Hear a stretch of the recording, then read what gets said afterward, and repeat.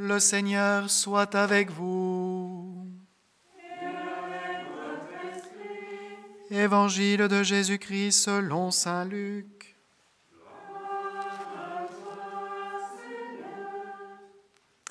En ce temps-là, Jésus disait à ses disciples : Comme cela s'est passé dans les jours de Noé, ainsi en sera-t-il dans les jours du Fils de l'homme.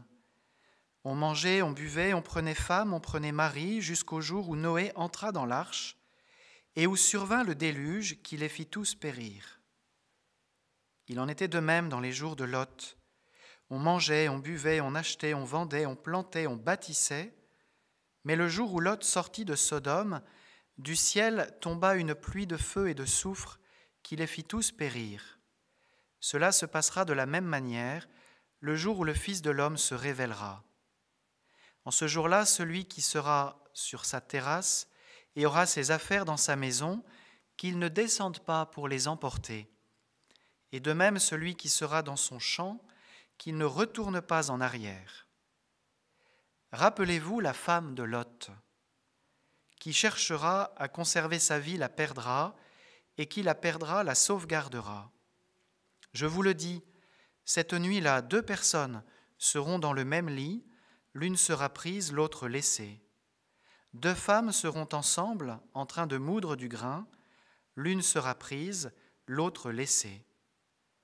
Prenant alors la parole, les disciples lui demandèrent : Où donc, Seigneur ? Il leur répondit : Là où sera le corps, là aussi se rassembleront les vautours. Acclamons la parole de Dieu.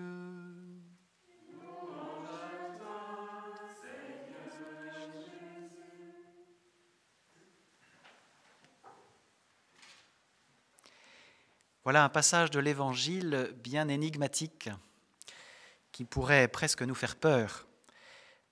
Jésus ne veut pas nous faire peur, mais comme toujours dans l'Évangile, il nous appelle à la conversion, à nous tourner vers l'essentiel, vers son Père, vers la vie éternelle, vers le royaume de Dieu.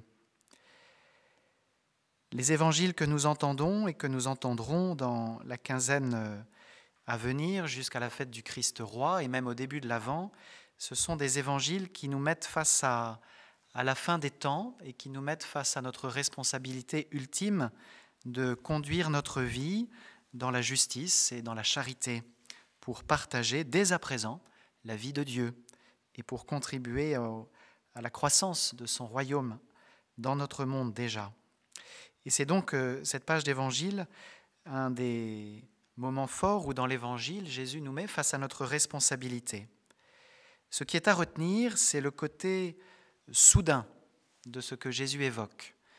Voilà, il y a un moment donné où il ne faudra pas revenir ou même regarder en arrière.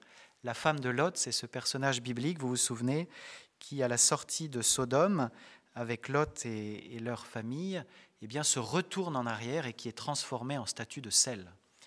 Alors c'est une façon qu'a la Bible de nous aider à comprendre les attitudes qui font vivre et les attitudes qui au contraire nous pétrifient. Voilà. Et regarder en arrière, eh bien, c'est une attitude pétrifiante, vous voyez, qui risque de nous bloquer au lieu de nous permettre de grandir et d'avancer vers la vie en Dieu. Donc pas de regard en arrière et une vigilance pour être prêt. Alors les temps que nous vivons, frères et sœurs, sont des temps éprouvants, on ne va pas se le cacher, mais sont aussi des temps révélateurs. Sommes-nous prêts ? Sommes-nous prêts à être bousculés dans nos habitudes, à être contrariés dans nos projets ? À quoi sommes-nous finalement le plus attachés ? Est-ce que nous sommes d'abord et avant tout attachés au Christ ? Voilà la question de l'évangile d'aujourd'hui. Est-ce que tu es attaché à ce que tu vas aller rechercher en redescendant dans ta maison le jour où le Christ viendra dans la gloire ? Ou est-ce que tu seras déjà tourné vers lui et donc prêt à l'accueillir ? À quoi es-tu aujourd'hui foncièrement attaché ? À ton rythme de vie ? À tes habitudes ? Ou bien es-tu prêt à te laisser déranger dans tes habitudes pour accueillir le Christ différemment ? Parce que lui ne cesse jamais de se donner à nous. Il se donne à nous de bien des manières. Il se donne à nous dans sa parole, dans ses sacrements, par son Église, à travers les témoins, les saints et les saintes, dans les rencontres du quotidien, le Seigneur ne cesse pas de venir à notre rencontre.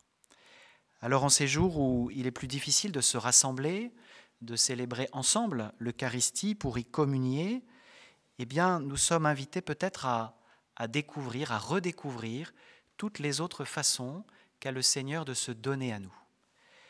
On ne va pas s'en satisfaire de ne pas pouvoir se rassembler, bien sûr, mais comme la prière d'ouverture de cette messe nous le faisait dire dans la prière, eh bien, nous demandons au Seigneur de pouvoir aller vers lui toujours et partout, sans entrave, ni d'esprit, ni de corps. Alors vous voyez qu'il y a des entraves de corps qui nous sont mises, indépendamment de notre volonté, mais demandons au Seigneur que ces entraves soient levées, que nous puissions, dès que possible, à nouveau nous réunir ensemble dans nos églises, dans nos chapelles et dans la joie.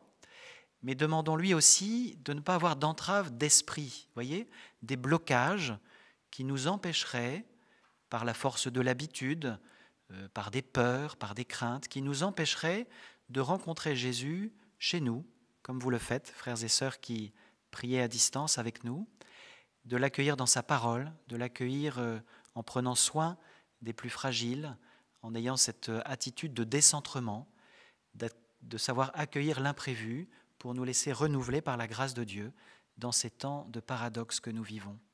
Demandons vraiment au Seigneur que nous avancions vers lui sans entrave, ni d'esprit ni de corps. Quand Jésus dit « Où cela se passera-t-il ? Partout où il y a un corps, il y aura des vautours », c'est une façon de dire « partout ». Voilà, ça se passera partout. Le Seigneur veut partout venir à notre rencontre, que nous soyons chez nous ou dans une chapelle, que nous soyons au travail ou en retraite, que nous soyons dans la joie ou dans la peine. Le Seigneur ne cesse de venir à nous.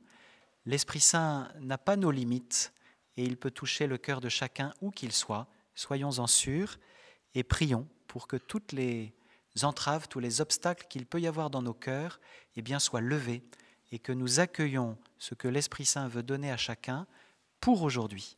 Amen.